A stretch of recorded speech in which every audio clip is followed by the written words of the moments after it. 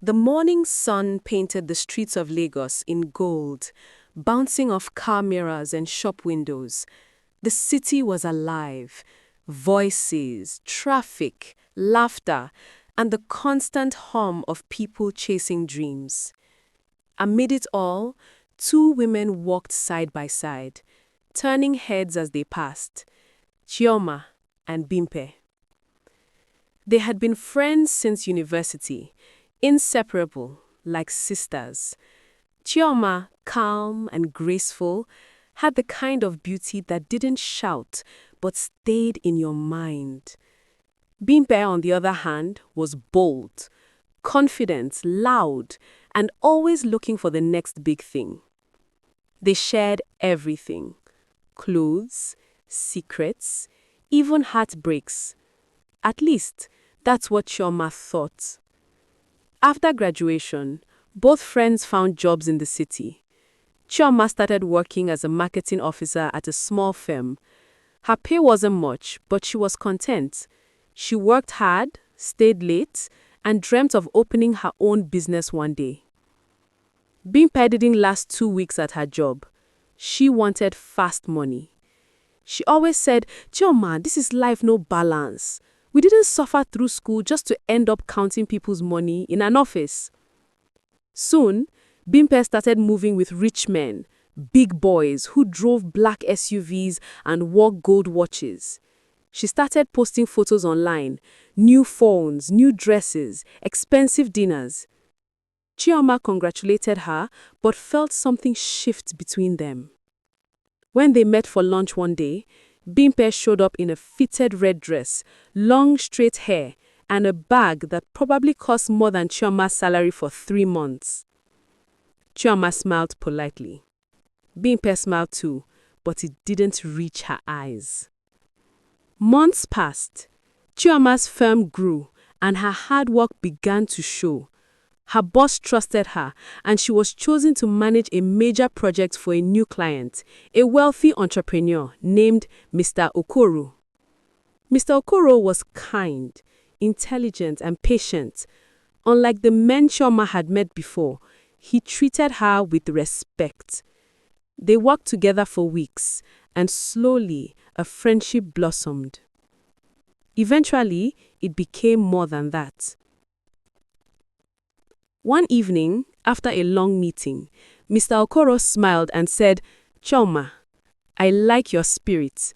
You remind me that there are still good people in this city." She blushed and laughed it off, but deep inside, something warm grew.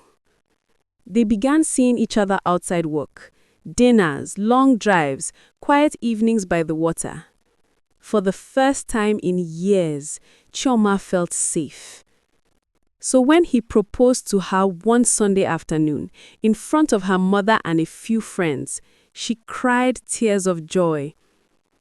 She called Bimpe first. "Bestie, he proposed." There was silence on the line. Then Bimpe laughed loud and fake. Chioma, you don't win, no. I'm so happy for you." But her voice cracked at the end.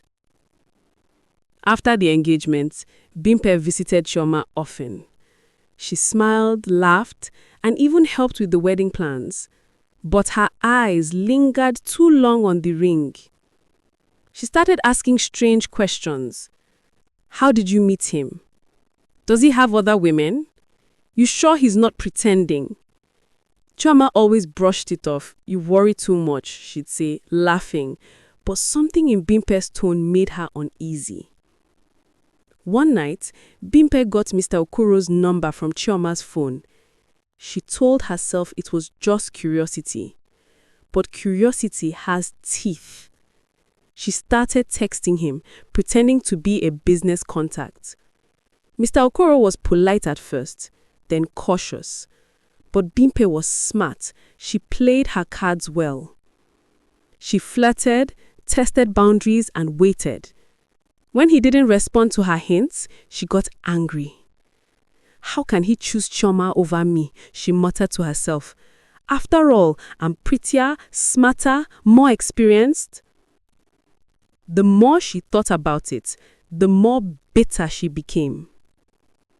A few days before the wedding, Chioma received a message from an unknown number. It said, "Your fiancé is cheating on you. Ask him about the woman he met last weekend at Victoria Island." Her heart raced.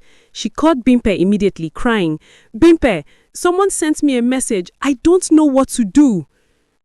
Bimpe sighed deeply. My dear, I didn't want to say anything, but I saw him with another woman. I was going to tell you after the wedding." Chioma froze. "You saw him?" "Yes," Bimpe said, pretending to sound sad. "I saw him holding her hand. I'm sorry, Chioma." That night, Chioma couldn't sleep. She confronted Mr. Okoro the next morning, tears in her eyes. "Who is she?" she demanded. Mr. Okoro was confused. "What are you talking about?" She showed him the message. He frowned, hurt. "Chioma, I don't know who sent this, but I swear I've never betrayed you." But Chioma's trust had been cracked. And from that crack, doubt began to pour. The wedding was postponed. Mr. Okoro kept calling, trying to explain, but Chioma couldn't bring herself to listen. Bimpe pretended to comfort her. She even told her mother that Chioma needs time, men cannot be trusted. But deep down, she smiled. She had won, or so she thought. Until one afternoon, fate decided to speak. Chioma's younger cousin, Kemi, worked part-time at a cafe in Lekki. One day she called Chioma, sounding breathless. "Sister Chioma, I just saw your friend Bimpe here. She's with that man, Mr. Okoro." Chioma's heart dropped. "At the cafe?"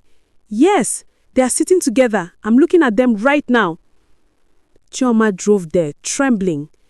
When she arrived, she saw it with her own eyes. Bimpe laughing, leaning close to Mr. Okoro, who looked uncomfortable. Chioma hid and watched. Mr. Okoro stood up and said, "This is wrong, Bimpe. Stop this. I told you, I'm engaged to Chioma." But Bimpe smiled, touching his hand. "She doesn't have to know. You deserve someone who understands your world." He pulled his hand away and left. Bimpe sat there, angry and humiliated. When she looked up, Chioma was standing in front of her. "Why, Bimpe?" I asked her. "Why would you do this to me?" Bimpe's lips trembled. She opened her mouth but said nothing. "Was I ever your friend?" Chioma continued, tears streaming down her face. "I told you everything. I trusted you." Bimpe looked away. "You have everything, Chioma. Everyone loves you. You are perfect. I just wanted to feel that. Just once."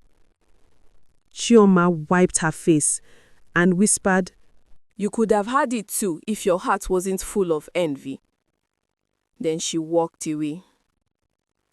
The story spread through the city like wildfire. Some said Chioma had gone mad with heartbreak. Others said Bimpe was cursed for betraying her friend. But Chioma didn't care. She spent weeks healing in silence. Mr. Okoro visited her mother and begged for another chance. Eventually, Chioma forgave him.